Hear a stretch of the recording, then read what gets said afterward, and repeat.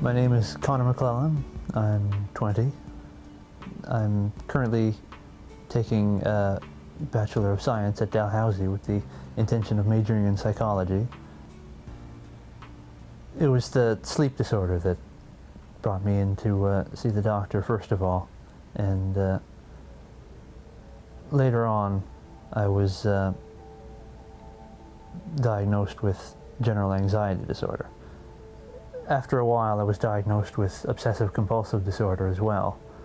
When I was about 13 or so, I started having trouble sleeping, and after a while I noticed that I was having a whole lot of anxiety at school, and part of that anxiety was related to just social issues at school.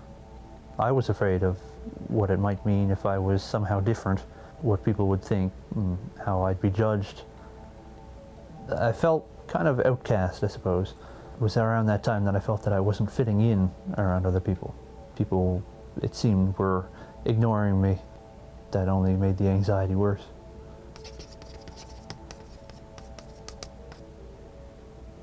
People never really asked questions.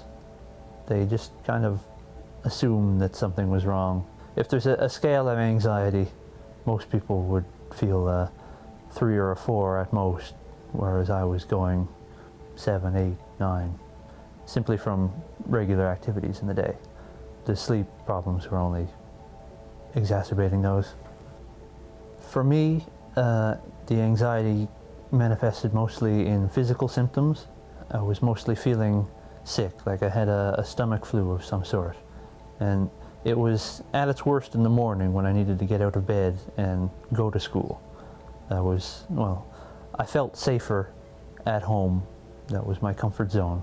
And leaving the comfort zone was the most anxiety-inducing part of the day.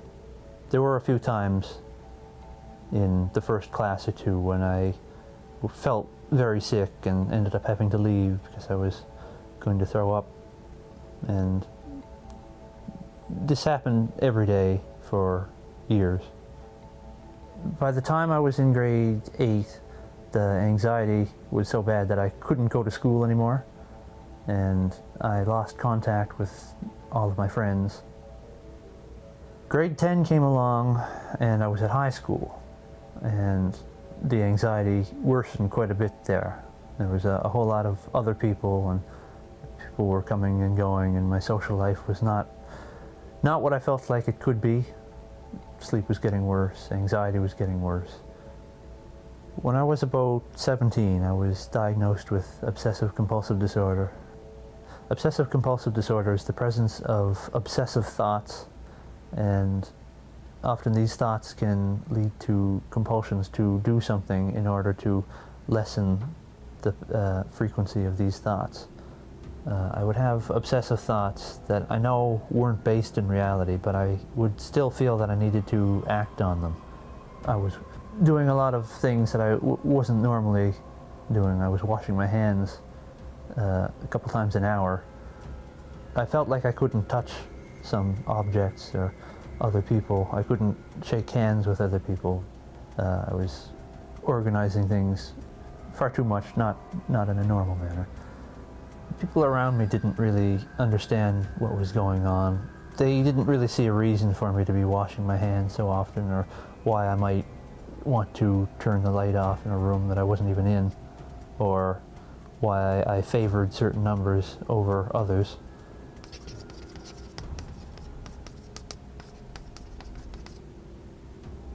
For me, having OCD caused a lot of stress. I stopped going to school entirely.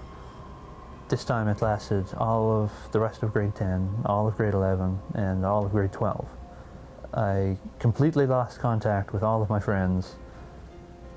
Stigma is the fear of being different, the fear of being judged, and often being judged by other people as different in some way. I've experienced it on a number of levels. I've been referred to as one of those people a number of times. If I had had a physical illness of some sort, I would be treated just like everybody else. I wouldn't be referred to as one of those people, and often that's the case with stigma.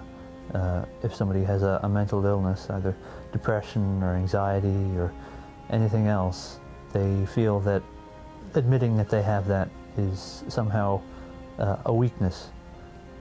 If a teacher were able to spot somebody with an anxiety disorder, knowing more about that anxiety disorder would be extremely helpful. Being knowledgeable about the subject is extremely important. I intend to continue studying psychology at Dow and use my experiences to help others who might be having trouble in those areas.